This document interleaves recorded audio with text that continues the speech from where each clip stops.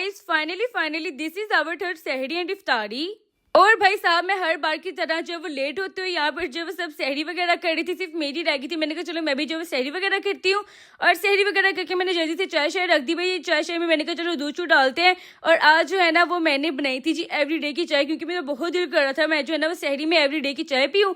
यहाँ पर बिल्कुल जो है ना वो डन शन हमारी चाय हो चुकी थी। मैंने कहा चलो जल्दी से इसको बॉयल करवाती, इससे पहले कि अजानें हो जाए, सब कुछ पहले करके जो है ना वो नमाज पढ़ेंगे।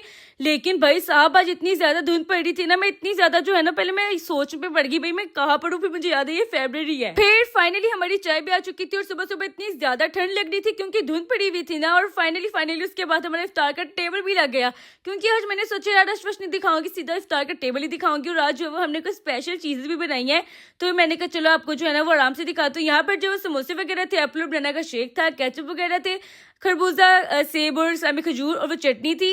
और आज मेरी अम्मा ने मजेदार सी करके चना चाट बनाई है जो मैं नहीं खाती हूँ। और साथ में जो है ना वो माल्टे वगैरह थे और यहाँ पर अनार भी पड़ा हुआ था, लेकिन जो है ना अभी इसको निकालने का टाइम ही नहीं है। और साथ में मेरी फेवरेट जो है वो शामी टिक्कियाँ बनी थी। मैंने कहा अगर चना चाट आप लोगों की मर्जी है ना तो शामी टिक्कियाँ मेरी मर्जी है। फिर अभी जो है ना ये बन रही थी तो मैंने कहा चलो इसको जो है वो इफ्तारी के बाद खा लेंगे। यहाँ पर जो हमें नानों की तरफ से जो है ना नानों के घर से ये आया था, शायद दही भले थे, ये भी मैंने नहीं खाया। और यार इसको मैं जो रख रही थी लेकिन मुझे कोई जगह नहीं थी मिल रही। और साथ में जो है ना शायद कोई खत्म था, तो सबके घर से जो वो चावल आए हुए थे, मेरी अम्मा कह रही थी तू उन्हें प्लेटा दे के आ, तू जरा वो लोग ऑल टाइम उनको मुझे यहाँ पे डांट पड़ रही थी।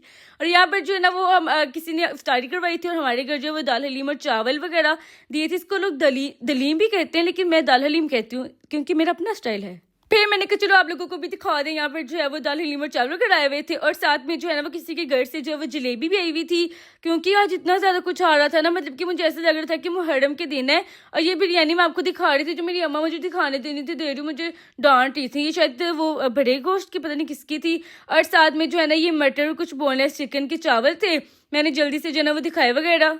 भाई साहब मैं तो इफ्तारी कर लूँ, ना मुझे रोटी ना मुझे चावल, कुछ खाने का दिल ही नहीं करता। यहाँ पर जो है ना वो बर्तन वगैरह वेले चले करके दे रहे थे। मैंने कहा चलो स्पीड उनके बर्तन दो।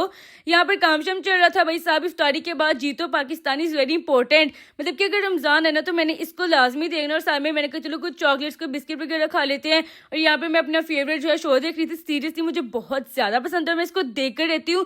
इंशाल्लाह आगे आपको बहुत अच्छे और बहुत ज्यादा अच्छे व्लॉग आएंगे, क्योंकि मैं हर इफ्तारी और हर सहरी का डालूंगी। अगर वीडियो को अच्छा लगा तो लाइक कर देना and don't forget to like share and follow.